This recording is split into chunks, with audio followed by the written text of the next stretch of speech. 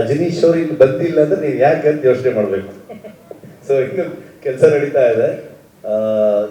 ಅಂದ್ರೆ ನಮಗೂ ಕೂಡ ಒಂದು ಫಸ್ಟ್ ಎಕ್ಸ್ಪೀರಿಯನ್ಸ್ ಇದು, ಒಂಥರ ಫಸ್ಟ್ ಟೈಮ್ ಸಿನಿಮಾ ಮಾಡಿದ ಥರನಲ್ಲೇ. ಯಾಕಂದ್ರೆ ಇಷ್ಟು 6-7 ಭಾಷೆಯಲ್ಲಿ ಕಂಟೆಂಟನ್ನ ಕ್ರಿಯೇಟ್ ಮಾಡೋಂಥದ್ದು ಇದೆಯಲ್ವಾ.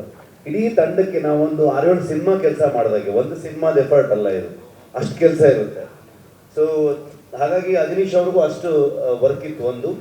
ಇನ್ನೊಂದು ನಮಗೆ ನಾರ್ಮಲಿ ಏನಾಗುತ್ತೆ, ಈ ಎಕ್ಸ್ಪೆಕ್ಟೇಷನ್ನು ಅಥವಾ ಓವರ್ ಹೈಪ್ ಮಾಡೋವಂಥದ್ದು ಅಥವಾ ನಾವು ತುಂಬ ಕಂಟೆಂಟ್ಗಳನ್ನು ಹೇಳ್ತಾ ಹೋಗುವಂಥದ್ದು, ಅದು ಐ ಥಿಂಕ್ ಸ್ಪಾಯ್ಲ್ ಮಾಡುತ್ತೇನೋ ಅನ್ನೋವಂಥ ಥಾಟು ಕೂಡ ಇತ್ತು. ಸೊ ಒಂದು ಟೀಸರ್ ಬಿಟ್ವಿ, ಮೇಕಿಂಗ್ ವಿಡಿಯೋ ಬಿಟ್ವಿ. ಸೊ ಟ್ರೈಲರ್ ಬಿಡೋದಕ್ಕೆ ಯೋಚನೆ ಮಾಡ್ತಿದ್ವಿ ಆ್ಯಕ್ಚುಲಿ. ಸೊ ಹಾಗಾಗಿ ಲಾಸ್ಟ್ಗೆ ಓಕೆ ಇದು ಇಂಟ್ರೆಸ್ಟಿಂಗ್ ಆಗಿರುತ್ತೆ, ಇದನ್ನು ಬಿಡೋಣ, ಇದ್ರ ಬಗ್ಗೆ ಒಂದು ಹೇಳಿದ್ರೆ ಚೆನ್ನಾಗಿರುತ್ತೆ ಅನ್ನೋ ಥಾಟಲ್ಲಿ ಇದ್ವಿ. ಅತಿಯಾಗಿ ಪಬ್ಲಿಸಿಟಿ ಮಾಡೋದು ಕೂಡ ಯೋಚನೆ ಇರಲಿಲ್ಲ. ಆದರೆ ಜನರಿಗೆ ತಪ್ಪಿಸ್ಬೇಕು, ಈ ಟೈಮಿಗೆ ಬರ್ತೀವಿ ನಾವು, ಸಿನಿಮಾವನ್ನು ಇನ್ವಿಟೇಷನ್ ಆಗಿ ಕೊಡಬೇಕು ಒಂದು ಟ್ರೈಲರ್ ಆಗಿ ಅನ್ನೋ ಥಾಟ್ ಇಟ್ಬಿಟ್ರೆ. ಹಾಡುಗಳು ಮೋಸ್ಟ್ಲಿ ಬಿಡ್ತೀವಿ, ಇಲ್ಲ ಅಂತಲ್ಲ. ಅದೇ ವಿಜಯಣ್ಣ ಆವಾಗಲೇ ಹೇಳಿದಾಗೆ ಎಲ್ಲ ಒಟ್ಟಾದಾಗ ಬೇರೆ ಹೀರೋ ಬೇರೆ ಡೈರೆಕ್ಟರ್ ಆಗಿದ್ರೆ ಸ್ವಲ್ಪ ಮ್ಯಾನೇಜ್ ಆಗ್ತಿತ್ತು ಅಂತ ಅನ್ಸುತ್ತೆ.